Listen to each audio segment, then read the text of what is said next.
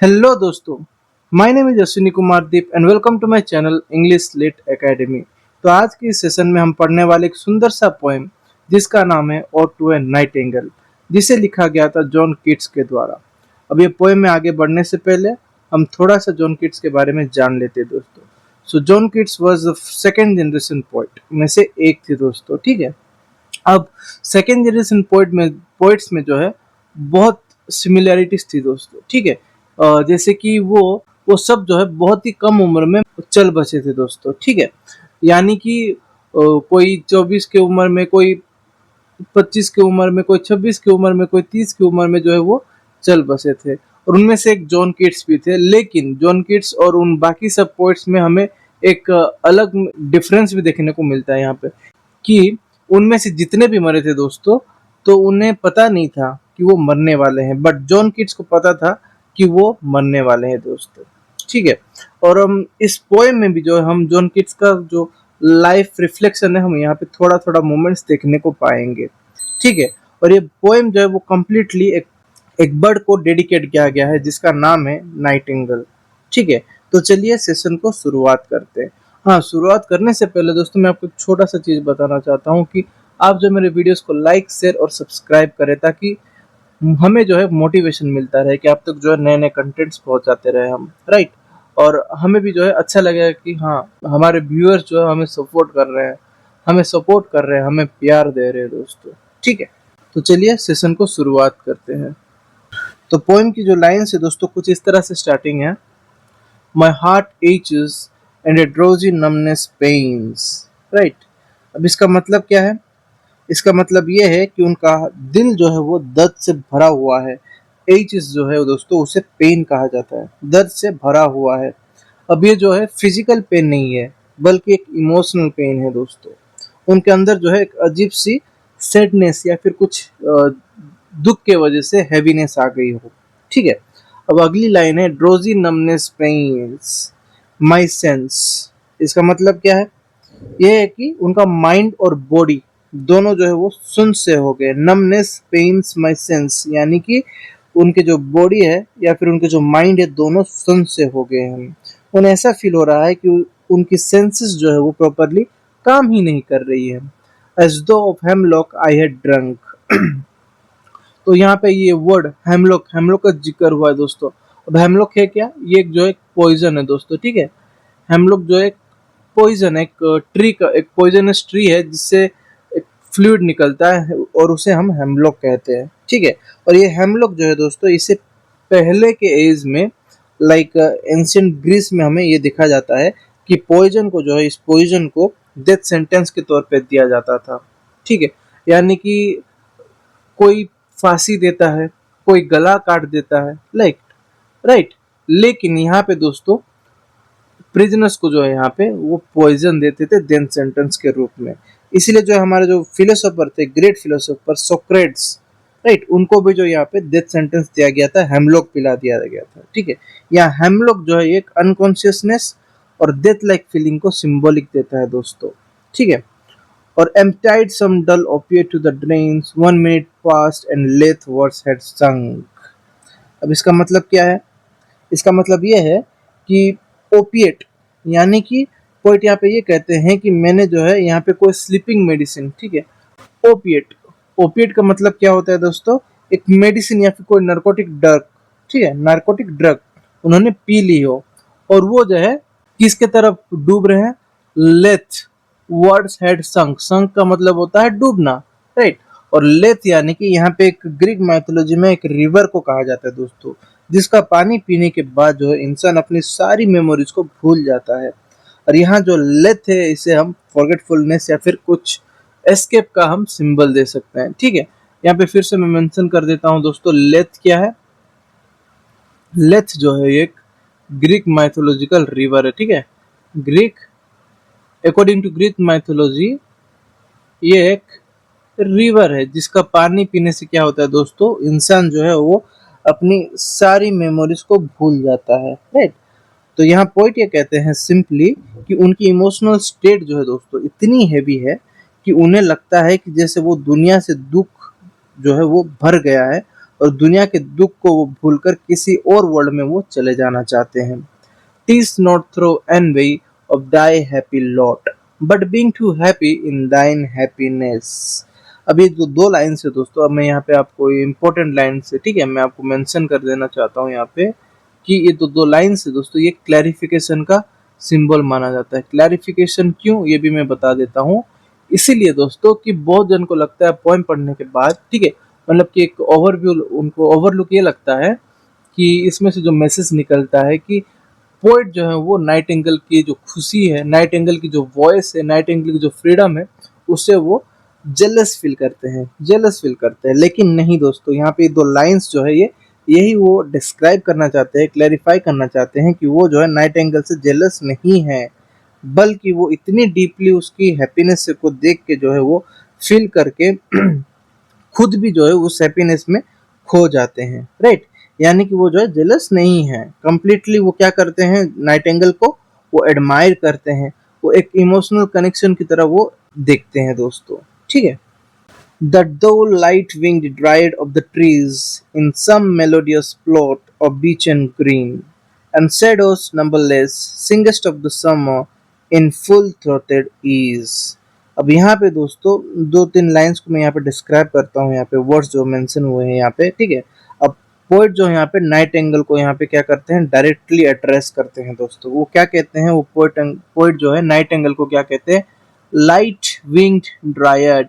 अब ड्राइड का क्या मतलब है, ड्राइड जो है दोस्तों ये ग्रीक माइथोलॉजी में ट्री का स्पिरिट को या फिर जो ट्री की गॉडेस होती है, राइट, उन्हें कहा जाता है।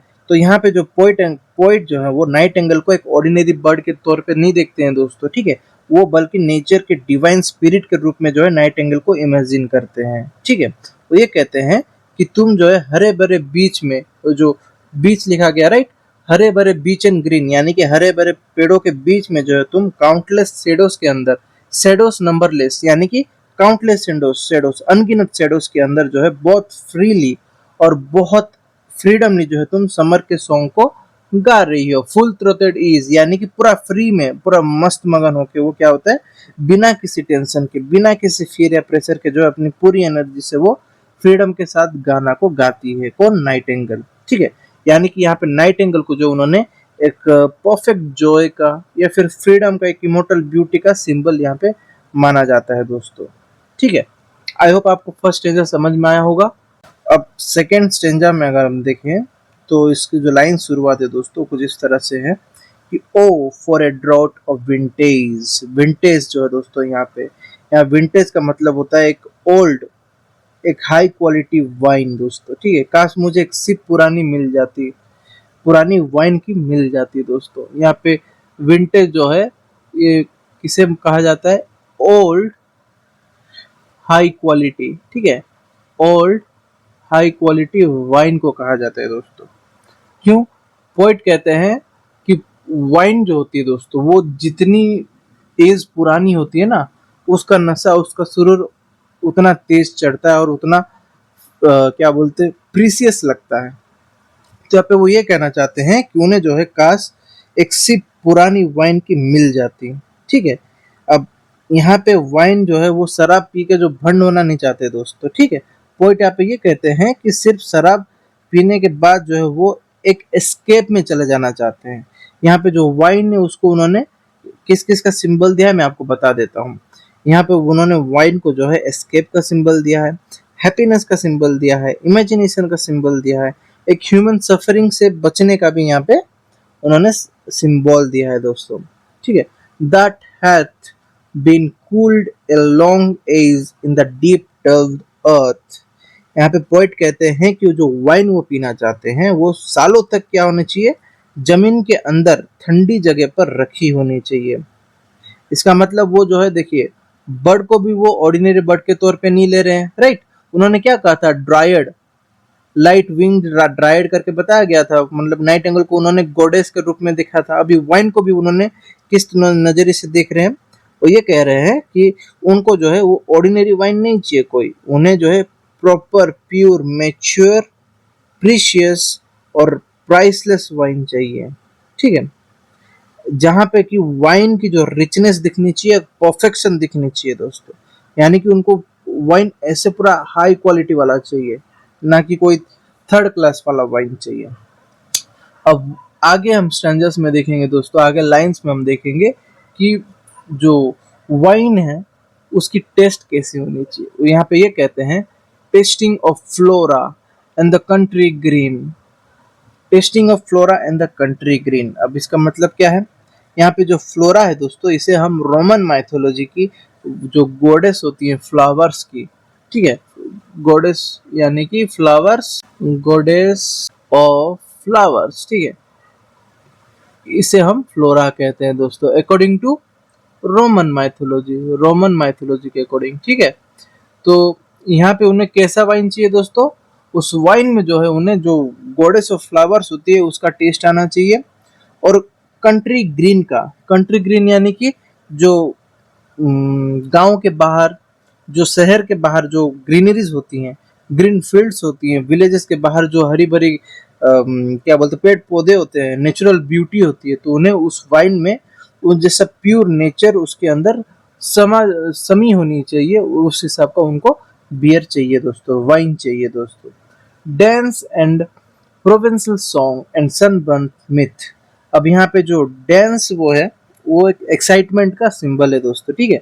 वो ये कहते हैं कि वो जो वाइन पीने के बाद उन्हें एक मस्ट सी डांस करनी है, ठीक है। एंड प्रोवेंसल सॉन्ग, किस गाने पे डांस करनी है उन्हें, प्रोवेंसल सॉन्ग के ऊपर डांस करनी है। प्रोवेंसल सॉन्ग है क्या, प्रोवेंसल सॉन्ग का मतलब होता है दोस्तों, फ्रांस में अगर हम देखें, फ्रांस में जो है एक प्रोवेंस नाम का एक रीजन है, ठीक है।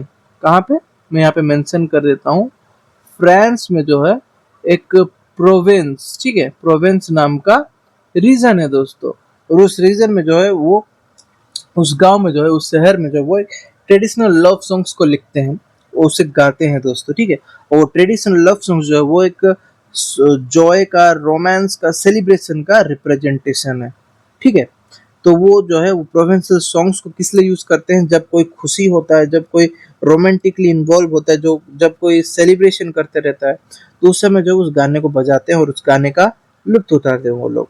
तो इसका मतलब यहाँ पे पोइट ये कहना चाहते हैं कि वो वाइन पीने के बाद जो है उन्हें क्या करना है, डांस करना है एक्साइटमेंट के साथ। किस गाने पे डांस करना है, प्रोवेंसल सॉन्ग्स के ऊपर डांस करना है। अब वो प्रोवेंसल सॉन्ग्स कैसे होते हैं, पूरा का पूरा जॉय भरा रहता है, रोमांस भरा रहता है, सेलिब्रेशन भरा रहता है। मतलब वाइन सिर्फ ड्रिंक नहीं है दोस्तों, यहाँ पे उसके अंदर हम पूरी की पूरी लाइफ की हैप्पीनेस और सेलिब्रेशन को यहाँ पे देखते हैं।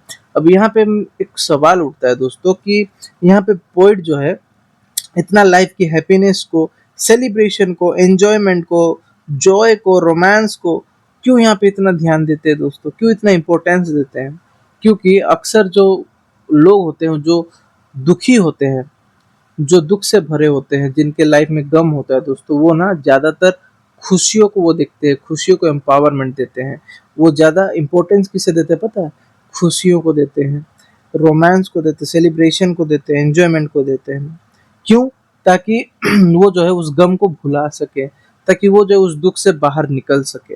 तो यहाँ पे भी कुछ इस तरह से ही जॉन किट्स की लाइफ भी थी दोस्तों, मतलब वो भी जो जो थे बहुत ही कम उम्र में चल बसे थे। किस वजह से, ट्यूबरकुलोसिस की वजह से। अब उनकी फैमिली भी जो थी दोस्तों, उनके माता पिता भी उनकी आंखों के सामने ही उनके प्राण को त्याग दिए थे दोस्तों। कैसे, उनको भी ट्यूबरकुलोसिस हुआ था, ठीक है। अब मुझे जहाँ तक याद है कि उनके पापा जो थे वो एक जॉन किट्स को मिल के आ रहे थे दोस्तों, कि मतलब जॉन किट्स जो थे वो एक हॉस्टल में उनको डाला गया था। अब वो हॉस्टल से जो है उनके पापा मिल के आ रहे थे, रिटर्न आते वक्त जो है उनके पास एक हॉर्स था, ठीक है। जॉन किट्स के पापा को हॉर्स राइडिंग करने का बहुत ज्यादा शौक था, तो वो हॉर्स जो है वो दौड़ते वक्त गिर गया। गिरने के बाद क्या हुआ दोस्तों, उनके पापा जो थे वो भी फोर्स में गिर पड़े दोस्तों, जिससे वजह से जो है उनके सर पे बहुत ज्यादा चोट आई थी, जिसकी वजह से उनका डेथ भी हो गया था, ठीक है। तो उन्होंने जो है अपने लाइफ में बहुत ही कम उम्र में बहुत सारे दुख देखे हैं, बहुत सारे कष्ट, बहुत सारे स्ट्रगल किए हैं दोस्तों। तो इसीलिए जो है वो यहाँ पे एंजॉयमेंट को, जॉय को, रोमांस को बहुत ज्यादा इंपॉर्टेंस देते हैं, ठीक है। तो जॉन किट्स के ऊपर जो मैं दोस्तों एक इम्पोर्टेंट वीडियो भी बनाने वाला हूँ। उनके कम्प्लीटली उनकी लाइफ कैसी थी, वो कैसे जीते थे, उनके वर्क्स कितने थे, उन्होंने इतना वर्क्स कैसे लिखा था, वो किससे इंस्पायर हुए थे, ठीक है, मैं सब उस वीडियो में आपको देने वाला हूँ। तो इसीलिए जो है आपको क्या करना है, बस मेरे वीडियोस को लाइक करना है, शेयर करना है, सब्सक्राइब करना है दोस्तों, जिस वजह से जो हमें भी एक मोटिवेशन मिलता रहे, ताकि आप तक जो पॉलिश्ड कंटेंट पहुंचता रहे, एकदम A1 ए क्वालिटी माल आप तक पहुंचता रहेगा। ठीक है, तो चलिए अभी आगे बढ़ते हैं। O for a beaker full of the warm south. अब उन्हें देखिए दोस्तों, अब थोड़ा यहाँ पे बहुत ज्यादा इंटेंस हो रहा है, कि मतलब उन्हें जो है इतना डीपली घुस गए हैं वाइन के बीच में, कि उन्हें वाइन कैसे कहाँ की चाहिए। अभी ये देखिए, वाइन उन्हें चाहिए साउथ की वार्मथ होनी चाहिए उसमें। अब वो साउथ की वार्म जो होती है वो मेडिटेरियन कंट्रीज में पाई जाती है। ठीक है, मेडिटेरियन कंट्रीज में अगर ज्यादातर हम देखें तो उनकी जो क्लाइमेट होती है दोस्तों वो वार्म होती है, यानी कि ना धूप होता है, ठीक है, और ना ही बारिश होता है। तो दोनों के बीच में जो क्लाइमेट होता है जो पूरा एकदम न्यूट्रल रहता है। ठीक है, ना गर्मी लगती है ना ठंडी लगती है, बस अच्छा लगता है घूमने के लिए बाहर। तो उस तरह की कुछ क्लाइमेट होती है साउथ में, वार्म साउथ, जो कि मेडिटेरियन कंट्रीज को यहाँ पे रिप्रेजेंट किया जाता है। और वहाँ की जो कंट्रीज है दोस्तों, वहाँ की जो लाइफ स्टाइल है वो भी एक जॉयफुल नेचर है। ठीक है, हर कोई जो खुशी से रहता है, हर कोई जो है मतलब कि पूरा एकदम जॉयफुली, पूरा खुल्लम खुला जीता है, पूरा एकदम दिल खुला पूरा एकदम। ठीक है, ना कि कोई ऐसे किसी के लिए मन में भेदभाव रखा हो। ठीक है, ना कोई किसी और के लिए ग्रजेस रखता हो, नहीं, कुछ भी नहीं। No grudges, nothing, they used to be very happy life. ठीक है, अब ये वार्म हैप्पीनेस जो है यहाँ पे हम देखते हैं ध्यान से, तो फ्रीडम का एक सिंबल है दोस्तों। ठीक है, full of the true, the blushful Hippocrene. अब यहाँ पे हिपोक्रीन जो है दोस्तों, ये क्या है? हिपोक्रीन का मतलब होता है, अकॉर्डिंग टू ग्रीक माइथोलॉजी, एक फेमस स्प्रिंग है दोस्तों। ठीक है, कहा जाता है कि, मतलब स्टोरी में बता देता हूँ आपको, स्प्रिंग क्यों कहा जाता है, हिपोक्रीन क्यों कहा जाता है। कहा जाता है कि जब पेगासस जो हॉर्सेस होती है, विंग्ड हॉर्सेस जिनका पंख होता है, वो अपना हुफ जो है माउंटेन पर मारते हैं। हुफ यानी कि वो जो घोड़े के ऊपर का जो ये रहता है ना, नाल, वो उसको वो मारते हैं कहाँ पे, माउंटेन पे। तब जो है हिपोक्रेट स्प्रिंग निकलता है बाहर, और इस स्प्रिंग का पानी जो है पीने से पोइट्स को इंस्पिरेशन मिलती थी तब। ठीक है, और इसलिए वो ये कहना चाहते हैं कि यहाँ जो किड्स है वो ऑर्डिनरी वाइन नहीं मांग रहे हैं, वो एक्चुअली एक पोएटिक इंस्पिरेशन वाला वाइन मांग रहे हैं। ठीक है, इसीलिए यहाँ पे हिपोक्रेट को जो है यहाँ पे रोमांटिक पोइट्री का भी एक बहुत ही इंपॉर्टेंट सिंबल दिया जाता है दोस्तों। ठीक है, with beaded bubbles winking at the brim। अब यहाँ पे देखिए दोस्तों, पोएट जो है पोएम में उन्होंने वाइन का ये भी दे रखा है, वाइन का जो स्ट्रक्चर है उन्होंने यहाँ पे बता रखा है, उनको वाइन किस तरह का चाहिए, जहाँ की वो देखिए दोस्तों कितना हद तक उन्होंने इमेजिन कर रखा है। तो यहाँ पे हम दोस्तों पर्सोनिफिकेशन को भी देखते हैं, फिगर ऑफ स्पीच कैसे, मैं बता देता हूँ। बबल्स जो है यहाँ पे विंकिंग एट द ब्रीम, यानी कि यहाँ पे बबल जो है वो आंख मार रही है, यानी कि वो ये कहना चाहते हैं कि जो वाइन्स की जो बबल है दोस्तों, वो भी आंख मार रही हूँ, यानी कि यहाँ पे बबल्स को यहाँ पे ह्यूमन क्वालिटी दी गई है। तो जाहिर सी बात है इसे हम पर्सोनिफिकेशन कहेंगे। अब जिन्हें जिन्हें फिगर ऑफ स्पीच के बारे में नहीं पता है दोस्तों, मैंने इसके ऊपर भी जो कंप्लीट सोर्स बना रखी है, सिमिली, मेटाफर, पर्सोनिफिकेशन, एलिटरेशन, ये सब क्या क्या है, मैंने यहाँ पे आपको एक एक मिनट में जो है मेरे 100% बेस्ट दिया है आपको समझाने के लिए, वो भी एग्जाम्पल के साथ। तो आप जाइए चैनल पे, मेरे शॉर्ट्स को भी आप देखिए और उसे भी लाइक शेयर सब्सक्राइब करिएगा दोस्तों। And purple stained mouth. अब वाइन पीने के बाद जो है दोस्तों, वाइन की जो कलर्स होती है ना, वो लिप पे भी चढ़ जानी चाहिए, यानी कि पर्पल लगनी चाहिए लिप्स। यहाँ पे दोस्तों पोइट जो है देखिए ध्यान से, वो एक रियलिस्टिक डिटेल्स को भी यहाँ पे देते हैं। ठीक है, यहाँ पे एक रियलिस्टिक डिटेल्स को भी वो यहाँ पे देखते हैं दोस्तों। That I might drink and live the world unseen, यानी कि वो यहाँ पे ये कहना चाहते हैं कि वो वाइन पीने के बाद काश मैं जो है इस दुनिया को पीछे छोड़ दूं। यानी कि दुनिया का मतलब यहाँ पे सिर्फ अर्थ नहीं है दोस्तों, यहाँ पे दुनिया का मतलब है pain, suffering, disease, death, human worries, इस सब को जो है वो उन्होंने दुनिया को डेडिकेट किया है। बस दुनिया तो बस नाम है, एक शब्द है नाम का, लेकिन दुनिया के पीछे जो है बहुत सारे इंपॉर्टेंट मीनिंग्स छुपे हुए हैं, बहुत सारे फीलिंग्स छुपे हुए हैं, बहुत सारे इमोशंस छुपे हुए हैं दोस्तों। ठीक है, यानी कि वो ये कहना चाहते हैं कि काश मैं जो ये वाइन पी लूं और इस दुनिया को, यानी कि इस पेन को, सफरिंग को, डिजीज को, डेथ को जो है वो मैं पीछे छोड़ दूं। ठीक है, and with thee fade away into the forest dim. और इस स्टैंजा जो है दोस्तों, इसका जो सब लास्ट लाइन जो है ये सबसे इम्पोर्टेंट लाइन है दोस्तों। क्यों? यहाँ पे एक एस्केप को हम देखते हैं। कैसे? पॉइंट यहाँ पे ये कहते हैं कि मैं जो है नाइटिंगेल के साथ उस अंधेरी, वो जो पीसफुल जंगल है उसमें मैं खो जाना चाहता हूँ।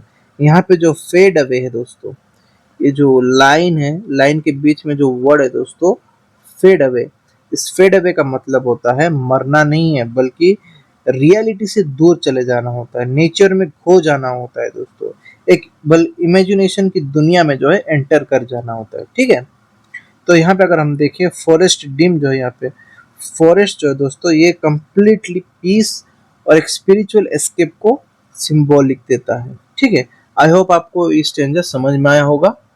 अब आते हैं हम स्टैंजा 3 पे दोस्तों। तो स्टैंजा 3 की जो लाइंस की शुरुआत है, fade far away, dissolve and quite forget.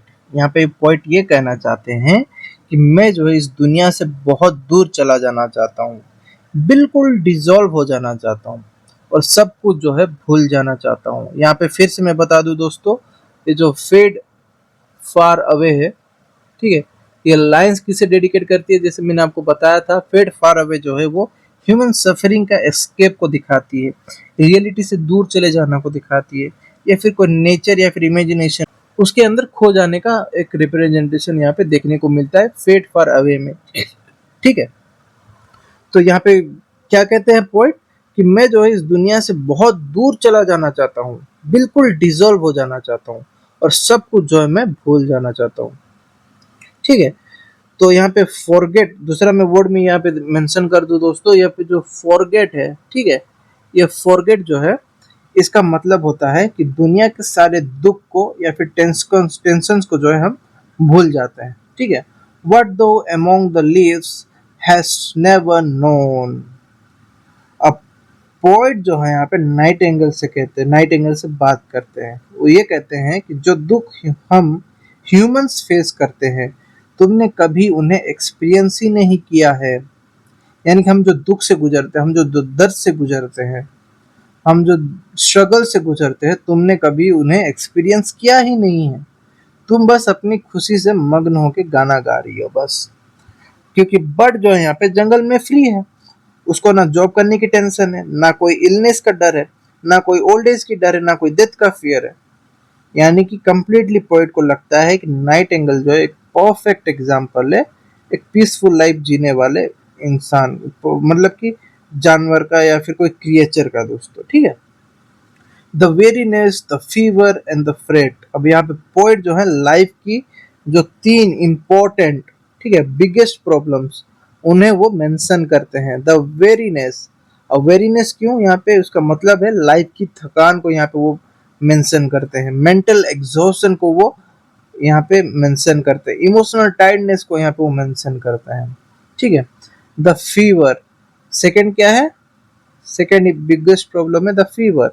अब फीवर जो है दोस्तों ये सिर्फ बॉडी का फीवर ही नहीं होता है, यहाँ पे हम लाइफ की पेन को देखते हैं, डिजीज को देखते हैं, सफरिंग को देखते हैं। ठीक है, अब लास्ट बिगेस्ट प्रॉब्लम क्या है दोस्तों? The freight. ठीक है, फ्रेट क्यों? क्योंकि फ्रेट का मतलब होता है कांस्टेंट वरी, यानी कि आप किसी के लिए कांस्टेंट चिंता कर रहे हो, मतलब कि लगातार एंजाइटी से भरे हुए हो, स्ट्रेसफुल लाइफ से भरे हुए हो। यानी कि ह्यूमन लाइफ जो है दोस्तों ये सिर्फ जीने का मोड ही नहीं है, बल्कि स्ट्रगल भी यहाँ पे बहुत ज्यादा भरे हुए हैं, टेंशन भी जो है यहाँ पे बहुत ज्यादा भरे हुए हैं दोस्तों। ठीक है, here where men sit and hear each other groan। यहाँ पे पोइट कहते हैं कि ये एक ऐसा दुनिया है जहाँ लोग जो है खुद भी दुख में रहते हैं और दूसरों के दुख को भी वो सुनते रहते हैं। यानी कि हर तरफ अब यहाँ यहाँ पे हम सफरिंग ही सफरिंग को देखने को पाएंगे। राइट, अब ये लाइन जो है दोस्तों वो ह्यूमन सोसाइटी की जो ट्रेजिक रियलिटी है ना, उसे वो यहाँ पे दिखाते हैं।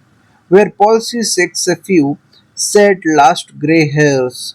यहाँ पॉलिसी का जो मतलब होता है दोस्तों, ये पैरालिसिस को यहाँ पे वो ये करते हैं, मेंशन करते हैं। यानी कि जो अनकंट्रोलेबल ट्रेम्बलिंग है, यानी कि जो पेन है या फिर जो आप कुछ भी ना कर पा रहे हो, निराश होके हताश होके जो बैठे हुए हो, आपका हाथ पैर काम करना बंद कर दिया हो, तो उसे हम यहाँ पे पैलिसी कहेंगे। ठीक है, पोइट यहाँ पे ओल्ड एज का डिस्क्रिप्शन को यहाँ पे दे रहे हैं दोस्तों। ठीक है, वो ये कहते हैं कि जब इंसान बूढ़ा हो जाता है ना, उसके हाथ पैर कांपने लगते हैं, उसके सिर पर जो है सिर्फ कुछ सफेद बाल बच जाते हैं। ग्रे हेयर्स का मतलब क्या होता है, कुछ सफेद बाल जो बच जाते हैं। यानी ओल्ड एज जो है दोस्तों, एक आप सर उठा के जो डिग्निटी के साथ जी रहे होते हो ना यूथ में, यूथ एज में, वैसा नहीं होता है ओल्ड एज। वो एक कम्प्लीटली सफरिंग का मतलब कि सफरिंग का मूवमेंट होता है। ठीक है, जब तक आप मर नहीं जाते हो। Where youth grows pale and spectre thin and dies. अब यहाँ पे उन्होंने यूथ को भी नहीं छोड़ा है दोस्तों, ध्यान से देखिए। ये यहाँ पे ये कहते हैं वेयर यूथ ग्रोज पेल, यानी कि यूथ का जो रियलिटी उन्होंने ये भी बता दिया है। यानी कि इस लाइन में जो है हम उनकी जो लाइफ की जो खुद की जो रिफ्लेक्शन है, यहाँ पे हम उसे भी देखने को पाएंगे। पॉइंट यहाँ पे ये कहते हैं कि सिर्फ ओल्ड पीपल ही जल्दी नहीं मर रहे हैं, यंग पीपल भी जो है दोस्तों वो डिजीज और सफरिंग की वजह से वीक हो जाते हैं, और फिर उसके बाद उनका फेस जो होता है वो पेल हो जाता है, यानी कि उनका फेस का जो रंग होता है वो उड़ जाता है। ठीक है, और जिस उसके बाद स्पेक्टर थीन, यानी कि वो जो है सूख जाते हैं, एकदम पतले हो जाते हैं, भूत की तरह दिखने लगते हैं। यानी कि जो उनकी हड्डियां होती है, शरीर की जो हड्डियां होती है ना, पतला होने के बाद दिखने लगती है ना, तो इसीलिए जो उन्होंने यहाँ पे स्पेक्टर थीन को यहाँ पे डाला है वर्ड्स पे। ठीक है, यानी कि वो भूत को यहाँ पे रिप्रेजेंट करते हैं। और उसके बाद क्या होता है, फाइनल डेथ ही हो जाता है। राइट, यानी कि इस लाइन में मैंने क्या कहा था आपको दोस्तों, किड्स जो है इंडायरेक्टली अपनी लाइफ की तरफ भी यहाँ पे वो हिंट देते हैं। ठीक है, क्योंकि जैसे ही मैंने आपको बताया था कि उनके जो फैमिली मेंबर्स थे दोस्तों, वो भी खुद ट्यूबरकुलोसिस से मर गए थे, और उनके आंखों के सामने वो देखे थे दोस्तों वो सब कुछ। इसलिए जो उनको भी खुद भी वो डिजीज हुआ था, उसके बाद जो सफर करते वो बाद में वो मर चुके थे। ठीक है, where but to think is to be full of sorrow. Point यहाँ पे कहते हैं कि इस दुनिया में जो है कभी कभी सिर्फ सोचना ही जो है इंसान को दुखी कर देता है। यानी कि आप जो है कुछ अगर सोचते हो कि मतलब मैं लाइफ में कैसे जीऊँगा, मैं लाइफ में पैसा कमाऊँगा, मैं आगे बढ़ूँगा, ठीक है, मैं नौकरी करूँगा, तो उसमें भी जो आपको लाइफ के दुख मिल जाएंगे। कैसे, नौकरी में बहुत ज़्यादा कंपटीशन है, राइट। मैं अगर पढ़ाई करूँगा तो पेपर लीक होने का डर है, पेपर लीक हो जाता है, मेरे को फिर से पढ़ना होता है, फिर मेरा 1 साल बर्बाद हो जाता है फिर से। ठीक है, तो ये सब जो है हमें डर पैदा कर देती है, सोचना पैदा कर देती है दोस्तों, दुख पैदा कर देती है। राइट, जितना ज़्यादा हम लाइफ के बारे में सोचते हैं उतनी ही ज़्यादा हमें पेन और सैडनेस भी फील करने को मिलती है दोस्तों। ठीक है, इस लाइन में जो पोइट ने जो है उन्होंने नॉलेज को भी यहाँ पे दिया है, और एक अवेयरनेस को भी उन्होंने यहाँ पे दिखाया है दोस्तों। एंड लीडन आइड डिस्पेयर्स। अब लीडन मतलब एक लीड होना, यानी कि जो मेटल, एक जो हैवीनेस होती है ना दोस्तों, उसे उन्होंने लीडन कहा गया है। आइड डिस्पेयर्स मतलब कि उन इंसान की आंखों में जो है इतनी होपलेसनेस है कि उनकी आंखें भी जो है उसकी वजह से हैवी लगने लगती है, यानी कि वो डिप्रेस हो जाते हैं, होपलेस हो जाते हैं। ठीक है, where beauty cannot keep her lustrous eyes। जहां पे दोस्तों ब्यूटी परमानेंट नहीं होती है। आज कोई ब्यूटीफुल है, कल वो जो है ओल्ड एज में आ जाएगा, और उसके बाद क्या होगा, वो धीरे धीरे उसकी ब्यूटी जो है वो खत्म होती जाती है। यानी कि फिजिकल ब्यूटी जो है दोस्तों वो टेम्परेरी है। और new love pine at them beyond tomorrow, stanza की लास्ट लाइन है दोस्तों। यहाँ पे हम देखने को पाएंगे कि न्यू लव भी जो है वो परमानेंट नहीं होता है। आज जो लव फ्रेश होता है ना दोस्तों, वो एक्साइटिंग लगता है, लेकिन धीरे धीरे जो होता है, वो जो लव की जो इंटेंसिटी होती है वो कम होने लगती है। क्यों? क्योंकि अगर आप किसी के चेहरे को देख के प्यार करते हो, मतलब कि आप उसकी ब्यूटी को देख के प्यार करते हो, तो जैसे जैसे उसका चेहरा ढलते जाता है एज के हिसाब से, वैसे वैसे ब्यूटीनेस कम होती जाती है, तो उसके बाद लव भी जो है वो कम होते जाता है। तो इसीलिए जो है आप किसी को भी अगर प्यार करते हो तो उसके दिल देख के प्यार करना चाहिए दोस्तों। ठीक है, ना कि पैसा, ना कि ब्यूटीनेस, क्योंकि वो जो है एज के हिसाब से, ब्यूटी जो है एज के हिसाब से, और पैसा जो टाइम के हिसाब से खत्म होते जाता है। ठीक है, वो उसी हिसाब से आपका प्यार भी जो है वो उनके खिलाफ मरते जाएगा। तो इसलिए जो है किसी को भी प्यार करना है तो दिल से करना चाहिए। क्यों? एज होने के बाद भी जो वो दिल उतना ही खूबसूरत होता है दोस्तों। ठीक है, that's way love but have true love. ठीक है, यानी कि वो यहाँ पे ये कहते हैं कि ब्यूटी टेम्परेरी है, लव भी टेम्परेरी है, यूथ भी टेम्परेरी है और लाइफ भी टेम्परेरी है दोस्तों। यानी कि यहाँ पे उन्होंने लाइफ की जो रियलिटी उन्होंने यहाँ पे दिखा दिया है। आई होप आपको ये समझ में आया होगा दोस्तों। अब आते हैं हम स्टेंजा 4 पे दोस्तों। Away away for I will fly to thee. Poet यहाँ पे दोस्तों अचानक से एक्साइटमेंट की बात करने लगती है। क्या होता है कि मतलब कि देखिए एक फिल्म की ग्राफ की तरह है, लाइक एक चल रहा है, लो सा सीक्वेंस चल रहा है, फिर सडनली क्या होता है, ग्राफ ऊपर चला जाता है, यानी कि एक क्लाइमेक्स का सीन आ जाता है। तो उस हिसाब से उन्होंने पोएम को लिखा गया। देखिए कि मतलब पोइट यहाँ पे अचानक से एक्साइटमेंट के साथ कहते हैं कि चलो चलो मैं तुम्हारे पास उड़कर आ रहा हूँ। यहाँ पे अवे अवे जो वर्ड यूज किया गया है दोस्तों दो दो बार, ठीक है, वो पोइट जो है यहाँ पे ये कहते हैं कि वो एक इमोशनल आउटबर्स्ट को कहते हैं दोस्तों। यानी कि वो इतना इमोशनली आउटबर्स्ट हो गया कि वो जो है चलो चलो अब मुझसे रहा नहीं जाता है, मुझे जो है तुम्हारे पास उड़ कर आ रहा हूँ, मैं जो है आपके तुम्हारे पास उड़ कर आ रहा हूँ। ये दिखाता है दोस्तों कि पोइट जो है ह्यूमन वर्ल्ड को छोड़कर नाइटिंगेल की मैजिकल वर्ल्ड में एंटर करना चाहते हैं। ठीक है, ध्यान रखिएगा, ये जो है एक्चुअल फ्लाइंग नहीं है दोस्तों। फ्लाई फ्लाई यानी कि ये जो है एक इमेजिनेशन का फ्लाइट है। Not charioted by Bacchus and his pards. अब ये लाइन जो है दोस्तों ये एग्जाम के लिए बहुत ज्यादा इंपॉर्टेंट है। क्यों? मैं बताता हूँ। ठीक है, मैं हूं ना, मैं बता दूंगा सब कुछ। बैकस जो यहाँ पे वर्ड यूज किया गया, दो वर्ड्स के मैं आपको बता दूँ। पहले बैकस जो है दोस्तों ये रोमन माइथोलॉजी में वाइन का जो गॉड होता है, ठीक है, गॉड ऑफ वाइन। दोस्तों मैं जितना भी आपको अभी तक बता रहा हूँ, मैं लिख रहा हूँ स्क्रीन पे, आप उसे नोट कर लीजिएगा दोस्तों, क्योंकि आप बाद में भूल जाओगे। और किसी को भी अगर वीडियो में दिक्कत हो रहा है ना, तो थोड़ा सा जो है आप वीडियो को थोड़ा सा बैक करके फिर से चला लीजिएगा, क्योंकि ये तो लाइव क्लास है नहीं कि आप कमेंट करके मुझे बता दो कि सर मुझे समझ में नहीं आया, कि ऐसे ऐसे हुआ है, प्रॉब्लम हो रहा है। तो आप जो है फिर से थोड़ा सा रिवाइंड करके देख लीजिएगा। ठीक है, तो यहाँ पे गॉड ऑफ वाइन किसे कहा जाता है? बैकस को कहा जाता है।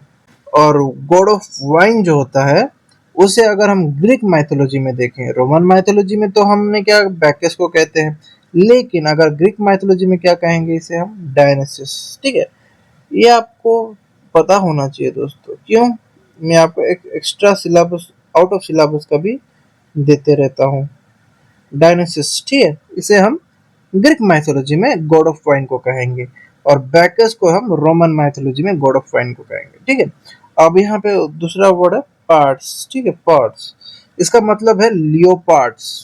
लियोपार्ड का मतलब पता है ना, एक जानवर, तेज भागने वाला जानवर। ये जो है बैकस के चैरियट को खींचता है दोस्तों। पोइट यहाँ पे ये कहते हैं कि मैं जो है बैकस की वाइन के थ्रू तुम्हारे पास नहीं आऊंगा। यानी कि वो यहाँ पे ये कहते हैं कि जो गॉड ऑफ वाइन है उस वाइन के थ्रू मैं यहाँ तुम्हारे पास नहीं आऊंगा। अब यहाँ पे ध्यान से देखिए दोस्तों, पोइट जो है वाइन की आइडिया को रिजेक्ट कर देते हैं।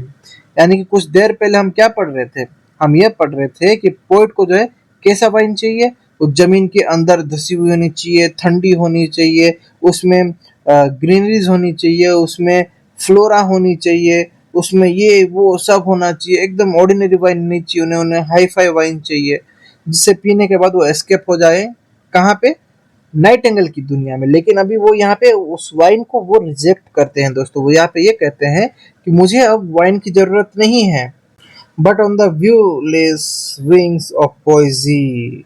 अब यहाँ पे पोइट कहते हैं कि मैं पोइट्री के जो इनविजिबल विंग्स है उस पर बैठकर तुम्हारे पास आना चाहता हूँ। अब यहाँ पे जो पोएजी है दोस्तों, कहाँ गया, पोएजी जो है ये पोइट्री को बताता है। ठीक है, इसका मतलब होता है पोइट्री। अब पोइट जो है वो पोइट्रीज का इस्तेमाल करना चाहते हैं। पोइट्रीज जो लाइंस वगैरह है उसको वो क्या कहते हैं कि इनविजिबल विंग्स के तौर पर लेना चाहते हैं, और उस पर बैठ कर जो वो नाइटिंगेल के पास जाना चाहते हैं। यहाँ पे जो व्यूलेस विंग्स है वो एक इनविजिबल विंग्स है, ठीक है। व्यूलेस यानी कि इनविजिबल, जो ना दिखाई दे।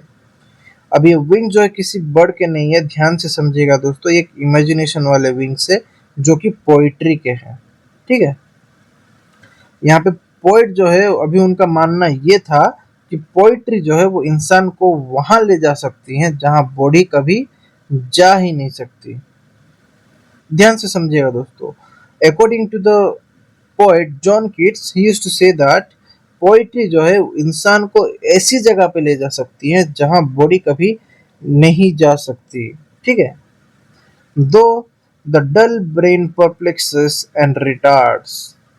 अब पोइट जो है दोस्तों, वो एक रियलिटी भी यहाँ पे एक्सेप्ट करते हैं। वो ये कहते हैं ह्यूमन ब्रेन जो है कभी कभी इमेजिनेशन को रोक देता है, कभी कभी इमेजिनेशन को जो क्या करता है, रोक देता है।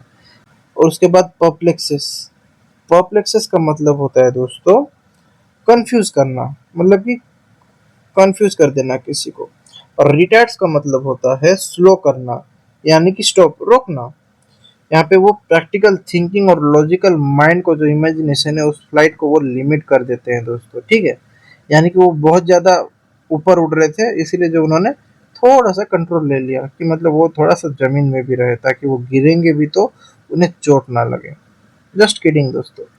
Already with thy tender is the night, यानी कि अब पॉइंट यहाँ पे ये कहते हैं कि अब तो मैं तुम्हारे साथ पहुंच भी गया हूँ। देखिए वो कितना ज्यादा फास्ट है इमेजिनेशन करने में कि वो जो है बात करते करते पहुंच भी गए हैं, फिजिकली नहीं लेकिन मेंटली और इमेजिनेटिव वे में, ठीक है।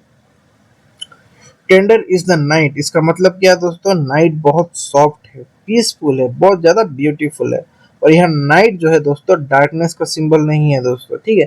क्योंकि ज्यादातर अगर हम देखें तो हर कोई सोचता होगा कि नाइट जो है अंधेरा है, इसलिए वो डार्कनेस का सिंबल होता है, प्रतीक होता है। लेकिन यहाँ पर नाइट को उन्होंने पीस का भी दिया गया है सिंबल, मिस्ट्री का भी सिंबल दिया गया है दोस्तों। पीस इसीलिए कि रात को शांति होती है, शोर शराबा नहीं होता है, क्यों, हर कोई सोता है, ठीक है। And happily the queen moon is on her throne. अब पोइट को भी, पोइट ने जो यहाँ पे स्काई को भी इमेजिन करते हैं दोस्तों। पोइट यहाँ पे क्या करते हैं, स्काई को भी जो यहाँ पे इमेजिन करते हैं। वो ये कहते हैं कि मून जो है यहाँ पे क्वीन की तरह अपने थ्रोन पर बैठी हुई है, क्वीन की तरह जो है बैठी हुई है। यहाँ मून को क्वीन बना दिया गया है दोस्तों, ध्यान से देखिए। यानी कि यहाँ पे भी हमें क्या देखने को मिलता है, एक फिगर ऑफ स्पीच देखने को मिलता है। कौन सा, कमेंट करिए दोस्तों। नहीं, मैं बता देता हूँ, आप कमेंट कर देना, ठीक है। सबसे पहले 1 2 3 पर्सोनिफिकेशन। क्यों, यहाँ पे मून को जो है ह्यूमन क्वालिटी दी गई है। क्वीन हम किसे बुलाते हैं, ह्यूमंस को ही बुलाते हैं, राइट। तो यहाँ पे मून को जो उन्होंने क्वीन बताया गया है, तो यानी कि ह्यूमन क्वालिटी दी गई है, ठीक है।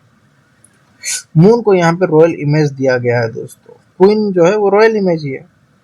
Clustered around by all her starry fays. Fays, ये जो वर्ड है दोस्तों, इसका फेस का मतलब होता है फेरीज। फेरीज यानी कि जो खूबसूरत लेडीज होती है, जो हम स्टोरीज में देखते हैं, ठीक है। तो उन्होंने यहाँ पे पोइट क्या इमेजिन करते हैं कि स्टार्स जो है वो फेरिस की तरह मून के आसपास खड़े हैं। यानी कि जो रानियों के साथ जो उनकी जो दासियां हुआ करती थी, जो खूबसूरत होती थी, दासियां भी जो खूबसूरत हुआ करती थी, उनके आसपास घूमती रहती थी। तो पोइट यहाँ पे मून को क्वीन की तरह बताया है, लेकिन मून के आसपास के जो स्टार्स थे उनको उन्होंने उस दासियों के तौर पे, फेरिस के तौर पे जो है आसपास खड़े हैं करके बता रहे हैं दोस्तों। कितना मैजिकल सीन यहाँ पे उन्होंने क्रिएट कर दिया है। इससे हमें एक चीज तो पता चलता है दोस्तों, ह्यूमन माइंड जो है हर एक चीज जो है उसके लिए पॉसिबल है। यानी कि ह्यूमन क्वालिटी का कोई भी लिमिट नहीं होता, ह्यूमन ब्रेन का जो है इमेजिनेशन कोई भी लिमिट नहीं है उसके लिए, वो कुछ भी इमेजिन कर सकता है, राइट। यहाँ पे पूरी की पूरी स्काई एक फेरी किंगडम के तौर पे बना दिया गया है। मतलब कि पोएट की जो इमेजिनेशन पावर थी कितनी थी, ध्यान से देखिए दोस्तों। But here there is no light, but लेकिन क्या है, पोइट यहाँ पे ये कहते हैं कि फॉरेस्ट की रियलिटी यहाँ पे दिखाते हैं, कहते हुए कि यहाँ जंगल के अंदर तो कोई भी डायरेक्ट लाइट नहीं है, यहाँ पे तो घना अंधेरा है, घने पेड़ है, जिसके वजह से सनलाइट और मूनलाइट जो है दोनों रोक देते हैं। कौन, पेड़ जो है इन दोनों के लाइट को रोक देता है। Save what from heaven is with the bridges blown. Point यहाँ पे कहते हैं कि सिर्फ हेवन से जो आने वाली हल्की सी जो मून लाइट या फिर स्टार लाइट जो है हवा के साथ यहाँ पे धीरे धीरे बहती हुई दिखाई देती है। यानी कि लाइट जो है यहाँ पे बहुत ज्यादा फेंट या और बहुत ज्यादा सॉफ्ट दिखाया गया है दोस्तों। Through verdurous glooms and winding mossy ways. Verdurous, जो वेड्यूरस है दोस्तों, इसका मतलब क्या है? इसका मतलब होता है ग्रीनरी से भरा हुआ, यानी कि हरी भरी पेड़ों से भरी हुई। अब ग्लूम्स का मतलब क्या है? ग्लूम्स का मतलब है दोस्तों डार्क शेडोज। ठीक है, डार्क शेडोज मैं यहाँ पे लिख देता हूँ। ठीक है, इसका मतलब होता है डार्क शेडोज। और वेड्यूरस का मतलब होता है ग्रीनरीज। ठीक है, और मोजी वेज, मोजी वेज का मतलब क्या है? मोस कि जो जंगल के रास्ते होते हैं दोस्तों, जंगल्स रोड, जो कि हल्के हल्के दिखाई देते हैं, छोटे छोटे घास से वो ढके होते हैं, लेकिन हमें हल्का सा रास्ता दिखता है, राइट। तो पॉइंट यहाँ पे ये कहते हैं कि जो जंगल है वो ग्रीनरी से भरा हुआ है, लेकिन यहाँ पे हम थोड़े थोड़े डार्क शेडोज को भी देखने को पाएंगे। ठीक है, यानी कि यहाँ पे मिस्ट्रीज जो होती है फर्स्ट के सीन को यहाँ पे वो क्रिएट हुए कहते हैं। घना पेड़, अंधेरा, हल्की सी मूनलाइट, ठंडी हवा, और उस बीच में जो है नाइट एंगल का गाना, उस सबको जो वो सुन रहे हैं और इमेजिनेशन कर रहे हैं दोस्तों। ठीक है, तो इस वीडियो का दोस्तों मैं जो है 2 पार्ट बनाने वाला हूँ। जो ये है 4 स्ट्रेंजर्स मैंने इस फर्स्ट पार्ट पे कवर कर रखी हैं, और बाकी के जो 4 स्ट्रेंजर मैं दूसरे पार्ट पे कवर करूंगा। ठीक है, आई होप आपको ये वीडियो अच्छा लगा हो। वीडियो आपको अच्छा लगे लाइक शेयर और सब्सक्राइब जरूर कर देना दोस्तों। और तब तक नेक्स्ट वीडियो के लिए हैप्पी लर्निंग।